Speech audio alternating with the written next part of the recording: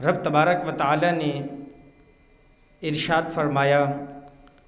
وَأَمَّا بِنِعْمَةِ رَبِّكَ فَحَدِّثْ، اے میرے محبوب اپنے رب کی نعمت کا خوب چرچا کرو۔ رب تبارک و تعالی نے نبی کریم صلی اللہ علیہ وآلہ وسلم کو جو انعامات سے نوازا، جو آپ علیہ الصلاۃ والسلام کو بلندیاں عطا فرمائیں، نبوت کا مقام عطا کر کے نعمت سے نوازا، آپ علیہ الصلاۃ والسلام کو جو یہ بڑی بڑی نعمتیں عطا فرمائیں، اور اس کے علاوہ جتنی بھی باطنی نعمتیں عطا فرمائیں، آپ علیہ الصلاۃ والسلام کو علم غیب کی نعمت سے مالا مال فرمایا، علم ما یکون و ما کان کا علم عطا فرمایا۔ رب تبارک و تعالی نے نبی کریم صلی اللہ علیہ وآلہ وسلم کو بڑی بڑی نعمتیں عطا فرمائیں۔ رب تبارک و تعالی نے غنا کی نعمت عطا فرمائی، آپ علیہ الصلاۃ والسلام کو کل کائنات کے خزانوں کی کنجیاں عطا فرما دیں۔ تو ہر طرح کی جو نعمتیں تھیں رب تبارک و تعالی نے فرمایا اے محبوب یہ نعمتیں تمہیں عطا کر دیں، وَأَمَّا بِنِعْمَةِ رَبِّكَ فَحَدِّثْ، اب اپنے رب کی عطا کردہ نعمتوں کا خوب چرچا کرو۔ اور رب تبارک و تعالی کی نعمتوں کے چرچے کے کئی ایک طریقے ہیں۔ نبی کریم صلی اللہ علیہ وآلہ وسلم نے حمد کر کے بھی رب تبارک و تعالی کی نعمت کا شکر ادا کیا، ثنا کر کے بھی رب تبارک و تعالی کی نعمت کا شکر ادا کیا، شکر بجا لا کر رب تبارک و تعالی کی نعمت کا خوب چرچا کیا۔ رب تبارک و تعالی نے جو جو نعمتیں عطا فرمائی تھیں آپ علیہ الصلاۃ والسلام نے لوگوں کے اندر ان کو بیان کر کے ان کا چرچا کیا۔ تو یوں رب تبارک و تعالی کا یہاں مقصد یہ ہے کہ بندے کو جو نعمت ملے،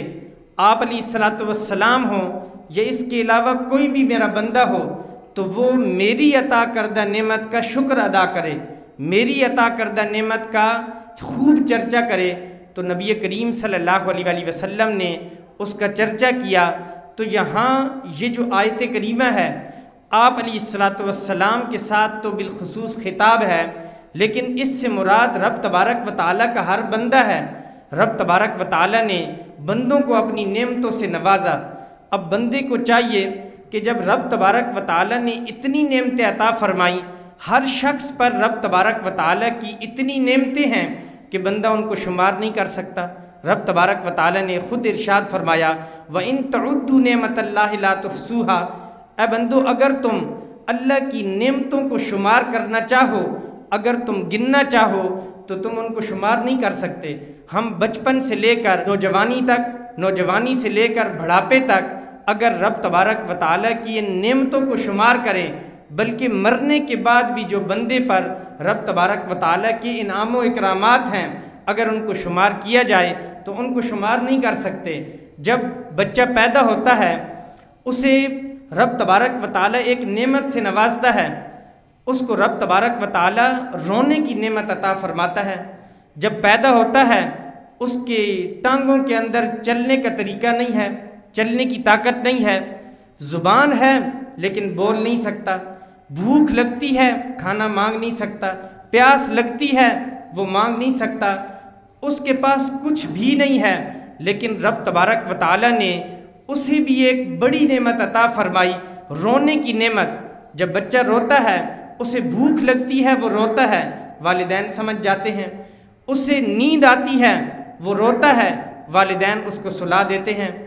اسے گرمی لگے سردی لگے جو بھی تکلیف ہو، اگر بیمار پڑ جائے بچہ رو پڑتا ہے، والدین سمجھ جاتے ہیں۔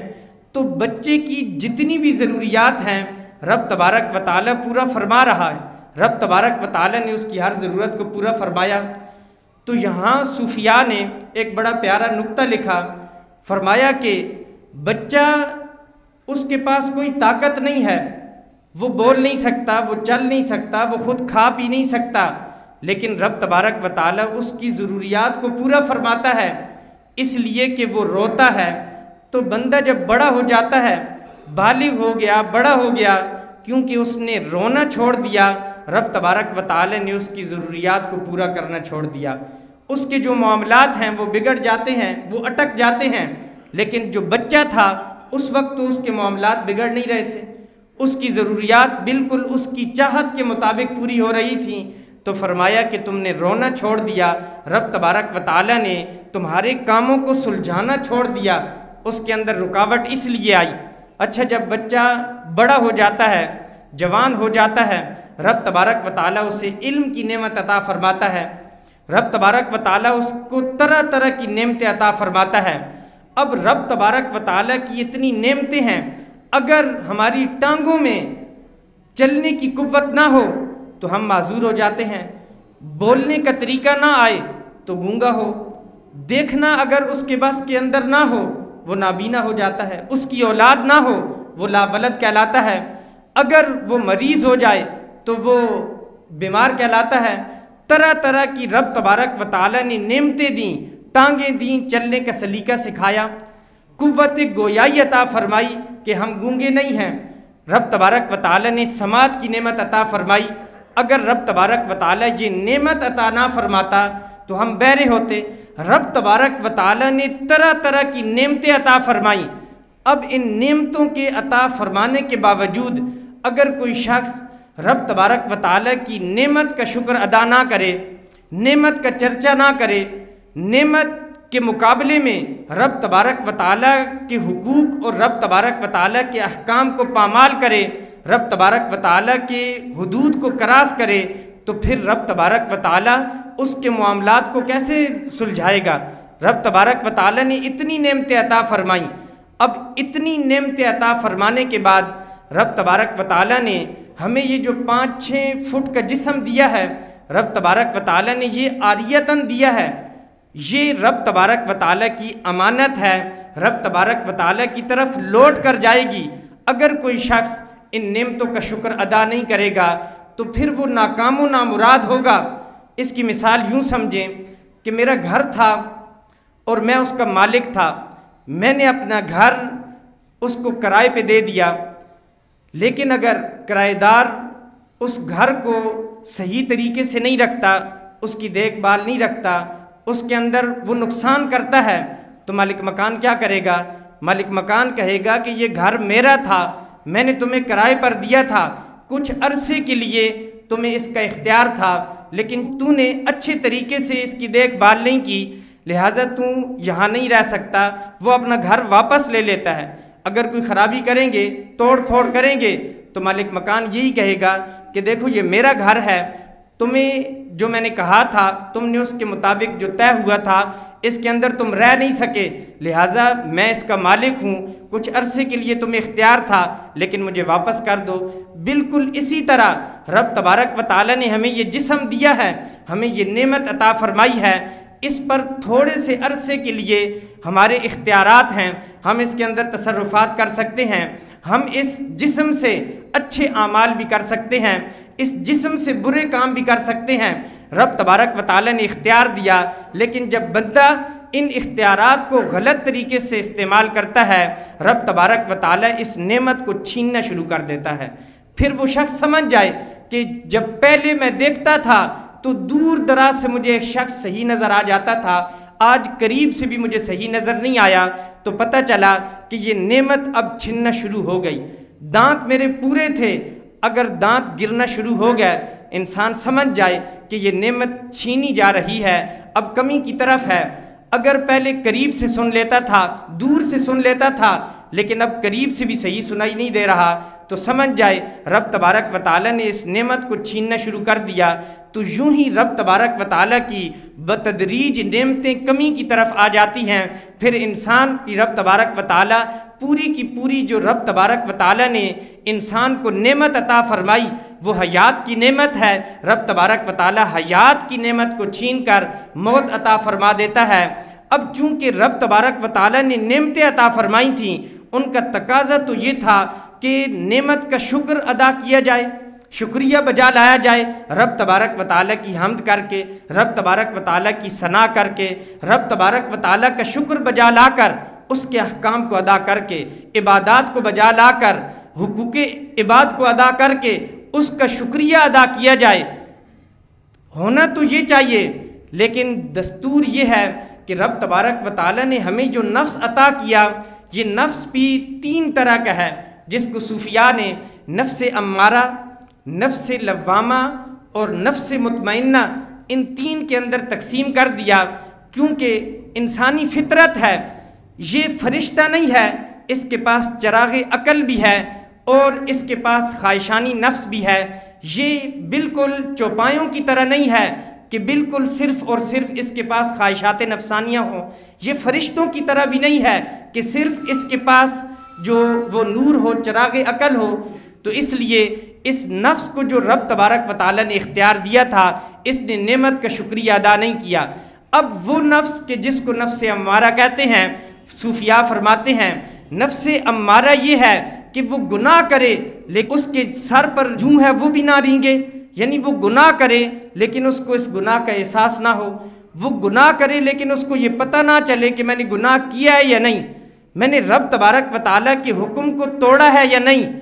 کتنا اس کے دل کے اندر، اس کا دل کتنا تاریک ہوا، کتنا روشن ہوا، اس کو یہ پتہ نہیں چلتا۔ غیبت کرنے کے بعد اس کو یہ احساس نہیں ہوتا کہ میں نے دوسرے کا دل دکھایا ہے یا نہیں، میں نے گناہ کیا ہے یا نہیں۔ یعنی جو نفس امارہ ہے، اس کی نحوست یہ ہے کہ یہ رب تبارک و تعالیٰ کی حدود کو توڑنے کے بعد بھی اس کو یہ پتہ نہیں چلتا کہ میں نے گناہ کیا ہے یا نہیں۔ جب یہ پتہ نہیں چلتا، اس پر اثر نہیں ہوتا، وہ دوسرا گناہ بھی کرتا ہے، تیسرا گناہ بھی کرتا ہے، یہاں تک کہ اس کا دل سیاہ ہو جاتا ہے، وہ گناہ پر گناہ کرتا ہے۔ یہ سب سے برا نفس ہے۔ پھر اس کے بعد نفس لوامہ، اس کی علامت یہ ہے کہ وہ گناہ تو کرتا ہے لیکن گناہ کرنے کے بعد اسے یہ احساس ہوتا ہے میں نے گناہ کر لیا، اس وقت وہ غصے میں ہوتا ہے یا خواہشات نفسانیہ اس پر غالب آ جاتی ہیں، لیکن گناہ کرنے کے بعد وہ تفرح و تحزن، وہ خوش بھی ہوتا ہے، غمگین بھی ہوتا ہے۔ اسے گناہ کرتے وقت لذت تو ملتی ہے لیکن گناہ کرنے کے بعد اسے اس کا احساس ہوتا ہے کہ میں نے رب تبارک و تعالیٰ کی حدود کو توڑ لیا۔ جب اس کو اس کا احساس ہوتا ہے، پھر وہ رب تبارک و تعالیٰ کی چوکھٹ پر حاضر ہو کر وہ توبہ کر لیتا ہے۔ تو نفس لوامہ کی علامت یہ ہے کہ وہ گناہ تو کرتا ہے لیکن گناہ کرنے کے بعد اس کو یہ احساس ہو جاتا ہے میں نے گناہ نہیں کرنا تھا، لہٰذا وہ توبہ کر لیتا ہے۔ یہ پھر بھی قدر بہتر ہے۔ نفس امارہ یہ بدترین نفس ہے، لیکن یہ ہمارے اختیار کے اندر ہے کہ میں گناہ کروں یا اچھا کام کروں۔ اگر گناہ کرے گا، اس کے بعد توبہ کر لے گا، تو پھر یہ نفس لوامہ بن جاتا ہے۔ تیسرا ہے نفس مطمئنہ، وہ عبادات کر کر کے رب تبارک و تعالیٰ کی اطاعت و فرما برداری کر کے رب تبارک و تعالیٰ کا قرب حاصل کر لیتا ہے، وہ ولی اللہ بن جاتا ہے، رب تبارک و تعالیٰ کا دوست بن جاتا ہے۔ اللہ عز و جل کا قرب حاصل کرنے کے بعد اس کے اندر یہ چیز آ جاتی ہے کہ وہ گناہ کرتا ہی نہیں ہے، وہ گناہ کا سوچتا نہیں ہے، وہ کوئی بھی کام کرے گا محض وہ رب تبارک و تعالیٰ کی رضا کے لیے کرے گا۔ رب تبارک و تعالیٰ نے اسی نفس کا تذکرہ کرتے ہوئے ارشاد فرمایا، یا ایتھا النفس المطمئنہ، اے نفس مطمئنہ، ارجعی الی ربک راضیۃ مرضیہ، کہ اپنے رب کی طرف لوٹ جا کہ وہ تجھ سے راضی ہے، تو اس سے راضی ہے۔ فادخلی فی عبادی وادخلی جنتی، میرے بندوں میں داخل ہو جا اور میرے بندوں میں داخل ہو کر میری جنت کے اندر داخل ہو جا۔ یہ نفس مطمئنہ ہے۔ تو انسان کو رب تبارک و تعالیٰ نے یہ جو زندگی دی، اس کے اندر انسان کو یہ جسم دے دیا، عاریتاً دے دیا، بالکل اسی طرح جس طرح مالک مکان اپنا گھر کرایہ دار کو دیتا ہے، جب چاہتا ہے وہ واپس کر لیتا ہے اور اس کو کبھی نقصان ہوتا ہے، بالکل اسی طرح رب تبارک و تعالیٰ جب یہ نفس چھین لے گا، حیات چھین لے گا۔ اب دو صورتیں ہیں، اگر تو نفس مطمئنہ ہے تو وہ سیدھا جنت میں جائے گا، اگر نفس امارہ ہے سیدھا دوزخی ہے، اگر وہ نفس لوامہ ہے تو پہلے جہنم میں جائے گا، بلکہ رب تبارک و تعالیٰ کی مشیت اور رب تبارک و تعالیٰ کی چاہت پر ہے، رب تبارک و تعالیٰ اس کے گناہ ویسے ہی معاف کر دے اور اسے جنت میں بھیج دے، یا سزا دینے کے بعد جنت میں بھیجے۔ تو بندے کو یہ اختیار ہے، تو سو رب تبارک و تعالیٰ نے اتنی نعمتیں انسان کو عطا فرمائی جن کا میں نے تذکرہ کیا۔ ان نعمتوں میں سے سب سے بڑی نعمت جو حضرت انسان کو ملی وہ محمد عربی صلی اللہ علیہ وآلہ وسلم کی ذات ہے، وہ آپ علیہ الصلوۃ والسلام کی ذات ہے۔ بخاری شریف میں الفاظ موجود ہیں، محمد النعمت اللہ، محمد اللہ کی نعمت ہیں اور اللہ کی سب سے بڑی نعمت ہیں، لہٰذا رب تبارک و تعالیٰ سے اس کا بھی شکر ادا کرنا چاہیے، اس پر بھی رب تبارک و تعالیٰ کی حمد کرنی چاہیے کہ رب تبارک و تعالیٰ نے محمد صلی اللہ علیہ وآلہ وسلم جیسی نعمت عظمی عطا فرما کر ہم پر احسان کیا۔ رب تبارک و تعالیٰ نے ارشاد فرمایا وَأَمَّا بِنِعْمَتِ رَبِّكَ فَحَدِّثْ، اپنے رب کی نعمت کا خوب چرچا کرو۔ جب رب تبارک و تعالیٰ نے نبی کریم صلی اللہ علیہ وآلہ وسلم کی صورت میں ہمیں محمد جیسی نعمت عطا فرمائی تو پھر ہمیں رب تبارک و تعالیٰ کا اس پر بھی شکر ادا کرنا چاہیے۔ اور رب تبارک و تعالیٰ نے قرآن پاک کے اندر خود اس نعمت کو عطا کر کے اس کا احسان بھی جتلایا۔ رب تبارک و تعالیٰ نے ارشاد فرمایا لَقَدْ مَنَّ اللَّهُ عَلَى الْمُؤْمِنِينَ إِذْ بَعَثَ فِيهِمْ رَسُولًا، اللہ عز و جل نے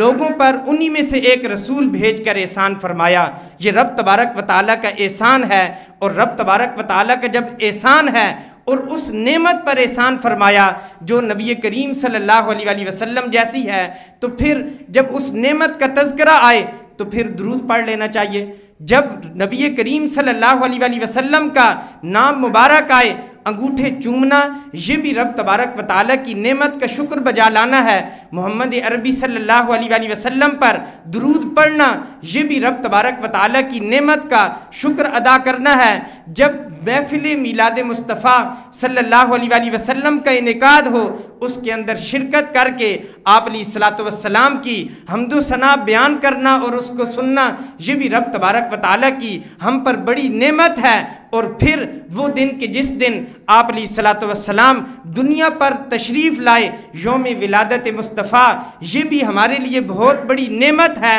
اس نعمت کا بھی شکر ادا کرنا چاہیے۔ جس طرح ہمارے بچے پیدا ہوتے ہیں تو پھر بچے کی جب وہ پورا سال ہوتا ہے تو ہم اس کی برتھ ڈے مناتے ہیں، ہم شکر ادا کرتے ہیں، تو